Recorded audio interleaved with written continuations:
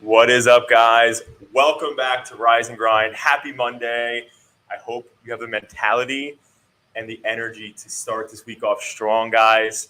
Megs, we got a couple of things here on the list today, and things that keep showing up, but I'll let you dive in, Meg. Hit us with it. All right. Well, a few weeks ago, we were talking about how on Threads, the users really wanted the ability to search for different topics and conversations. Right. And Elon actually jumped on that instead. So he is bringing semantic search over to X as a way to continue to compete with Threads, which honestly, it's... So for the people out there listening, what does that mean? So a semantic search means that you would be able to search based off of not just the direct words that you're putting in, but the context surrounding what you're searching. So if you couldn't remember a tweet verbatim or whatever it may have been, you would be able to search very generally, and AI will pick up on any conversations linked around the context of the topic that you're searching. Love that. Yeah, it's really interesting. But it's even more interesting, in my opinion, how Elon is using the feedback from Threads as a way to elevate X, which is genius. I love it. It's at Zuck's expense. Yeah, exactly. Like Zuck's threw that out there, and everybody's getting data from it. But to your point, Elon wants X to be the everything platform. Right. So it's like he's getting data now from what Meta is doing, and it's just like awesome as a business owner. Like I think I heard the Stoic saying by a Stoic philosopher. I think it was Seneca. But in a nutshell, any fool can learn from their own mistakes, but it takes a wise person to learn from somebody else's mistakes. So having that said, when you think about that, that's what Elon's doing right now. Threads launched. Zucks was trying to give a little 1-2 punch to Twitter, and Twitter's just learning from this experiment. Right, exactly. Well, Twitter, X. And if you don't know this yet, Twitter is going to be called X soon. Right, exactly. So apparently already on Android. But I also do just want to say, though, too, quick side note, if you're just tuning in, happy Monday. We are switching up the time here. We're testing some times here, as a marketing company in our day-to-days, we want to see what times work better to get in front of more people. Again, I just want to share our mission again. Our mission is to get in front of small business owners, brands, if you're a sales professional or anybody who just wants to build their brand out there in the social world or essentially build your business, we're bringing trends to you. So if you know a small business owner or someone that fits that criteria, definitely share them. But right now we're going to be testing 9 a.m.s, okay? And so every Monday. I don't know. I was actually, Megan wants to do it every day. I'm like, I don't know. But for now, Mondays at 9 a.m. Yeah, Monday at 9 a.m. is good enough. Yeah, for now. We'll see what happens. Yeah. Okay, perfect. And then, so you were talking to me a little bit this morning about microchips. Yeah. Oh my gosh. The stuff that I'm seeing out there, I can't even believe I just can't believe it. Like to think that they're considering, and it's actually already happening. There are people who have tested this. Yeah. But literally putting a microchip in you and one of your fingers or by your wrist or something, and you can actually pay. So instead of you using a credit card or a phone, you can have this sensor or this chip in you that you can pay. And I'm sure there's other things you can do with it, but it's changing the way that people but there are people open to it. When they had the first open thing somewhere in California for people to come and be the first betas, there were people lying on the block that wanted to do this. Yeah, some people are trying to embrace it. Have you ever heard of I think it's Chip Girl on Instagram. Oh my gosh. Her entire house is operated through just different chips in her hands. It's insane. Which is crazy. If you're watching this, I want you to comment, would you ever consider putting a microchip in your hand or somewhere on your body to be able to pay, get into your house, probably get into your car, and not have to worry about forgetting your keys or not whatever? Would you ever do that? Just comment there. I'm so curious to see what people say about that. Would you? Beep, no. See that? X-rated here. No, we're not X-rated here. But it's heck no. Because the thing is, it's that's too much. I'm already somebody. You have to come back to this conversation in 10 years when you have a microchip in your hand. No, there's no way. There's no way I would do it. There's no way. I saw this first, and I think it was Europe that tested it out first. There were a few stores that were testing out the payments, and it didn't seem like there was a lot of hesitation around it. It seemed like people were embracing it, which is... They were liking it.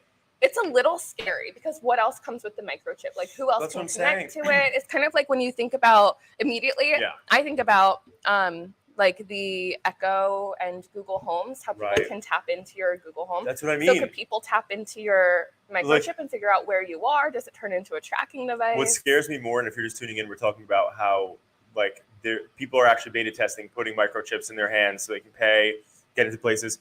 But the reason why it freaks me out is like, what if they could tap into your neurological system or something? Oh yeah, that's scary. That's That's way like, beyond scary. Elon's other product. Correct. Yeah, I forget the damn name of it. Neuralink. Yeah. Neuralink.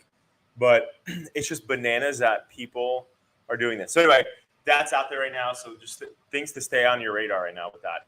But I do want to talk about something real quick though too. And you know, we always talk about YouTube Shorts and Reels and stuff, and I should be creating content. Guys, you know, the world that we live in right now, attention is so much different than it used to be.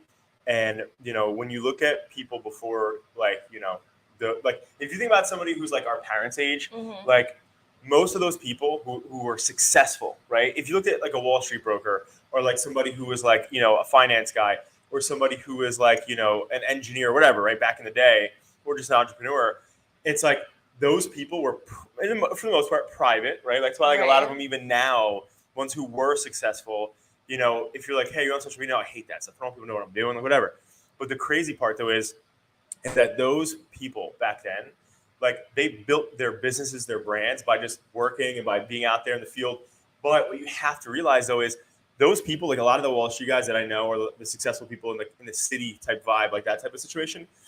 Everybody knew who they were because they were constantly networking. They were constantly doing dinners. They were constantly going here. This is the new that.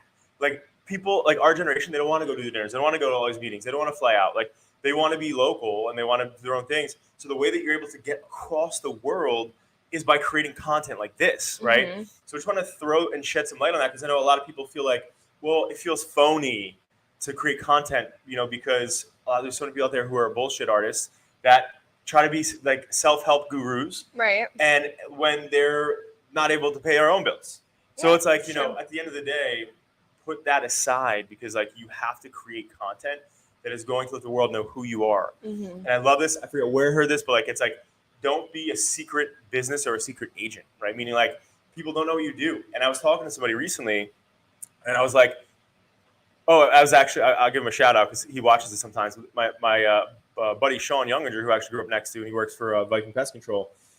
We were talking about it, and we were talking about how so many people like don't hit him up from high school or stuff because like they don't know what he's doing.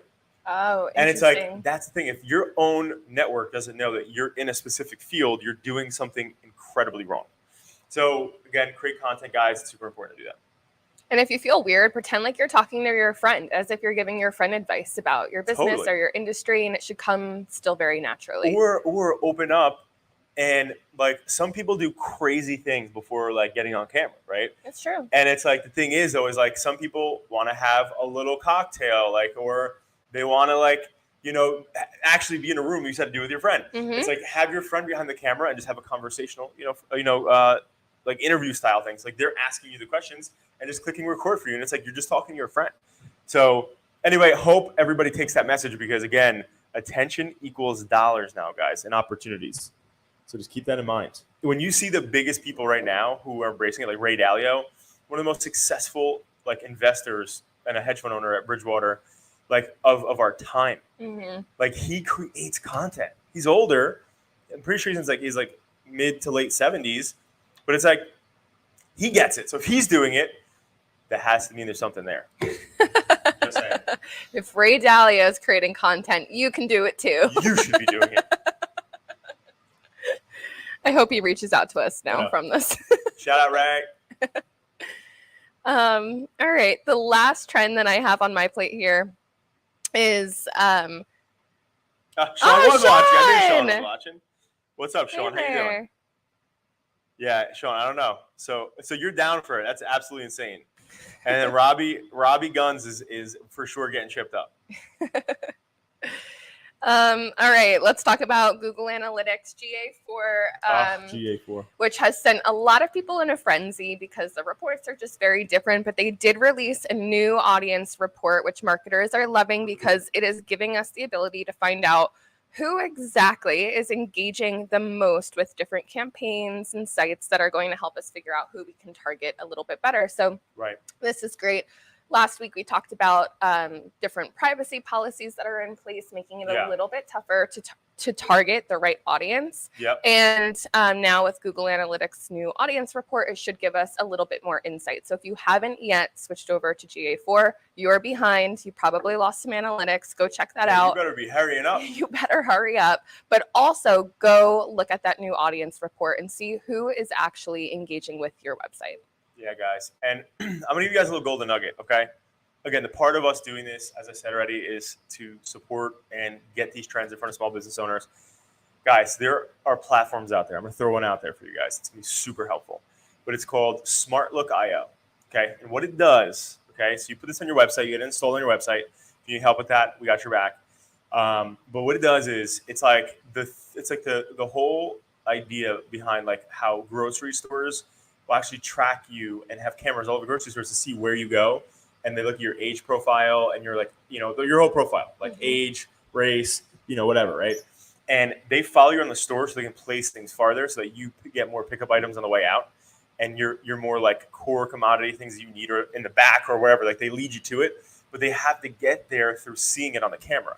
The one thing that's so interesting is SmartLook.io, what it does for your website is it gives you that visibility. So when people are going on your website, you can actually see what they're doing, scrolling, the whole thing, get a visual experience as opposed to just going on Google Analytics, and seeing data, right? Like data is great, don't get me wrong, data is important.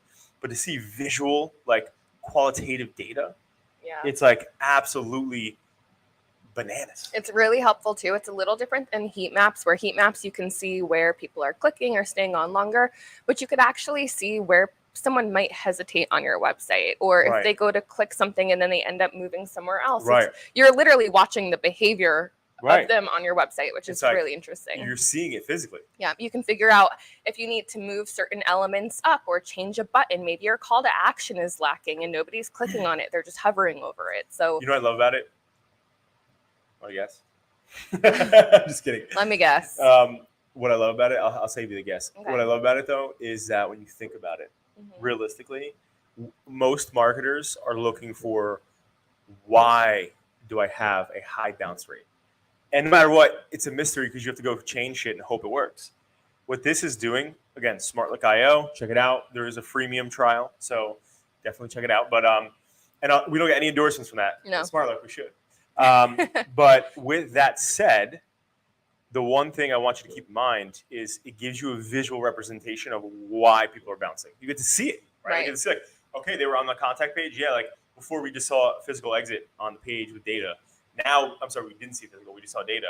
Now we see an actual, like they were scrolling, they clicked here, and then maybe it was too much scrolling, or maybe like they saw the price and was like, see ya. But like you wouldn't have known that. So huge, huge thing for small businesses, SmartLook.io. Definitely check that out. Yeah, it's really powerful. So on your sites, you should definitely have that. It helps big time. And lastly, I just want to. So we're gonna go into our little Motivation Monday here. All right. And so I want to talk to the people out there who are in your business or in your career, wherever you are, and you're at a point where you're growing and you're going through these challenges, right? And I had to sit there. I remember I had a conversation with you a while back about it, but like it's like every person in your career and in business, right, like thinks, why is this happening to me, right? Or why am I going through this? Or are you having really difficult times, right? Turbulent times. Yeah. And I think one of the things that today, my morning little routine that I have, I thought about this again, and it's, why do you think you shouldn't be going through that? Why don't you think you deserve your challenges? And the poor man and woman's mentality is, why me, right?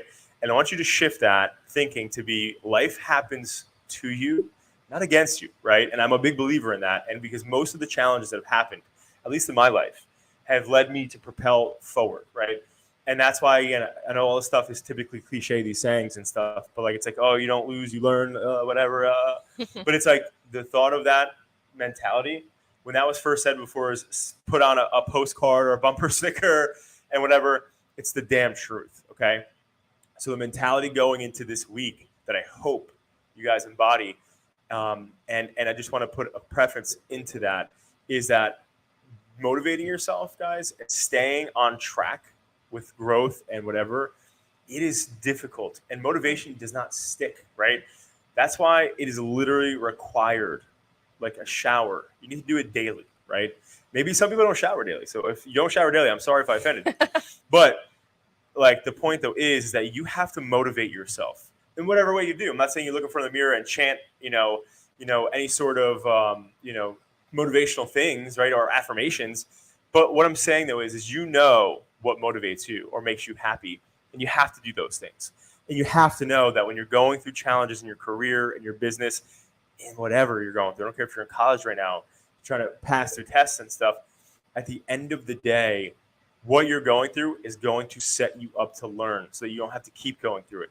And some of the people that I mentored in the past are like, yeah, but it keeps happening. I keep going through it. And it's like, then you didn't learn the lesson yet. Right. You didn't learn the lesson yet. Whether you believe in God or life keeps bringing you back to that lesson and it keeps happening. It means you didn't learn yet. So it's going to keep presenting itself. So anyway, I hope that this week, guys, you have a phenomenal week. Megan and I are so grateful for your attention. And again, if you are a small business owner or know other business owners or professionals that could use a little Monday energy as well as the trends they need to be applying in their business, then share this with them. You can subscribe on our YouTube channel. We obviously go live on Facebook, LinkedIn. So guys, thank you so much. I hope you create an amazing Monday. We'll see you next Monday.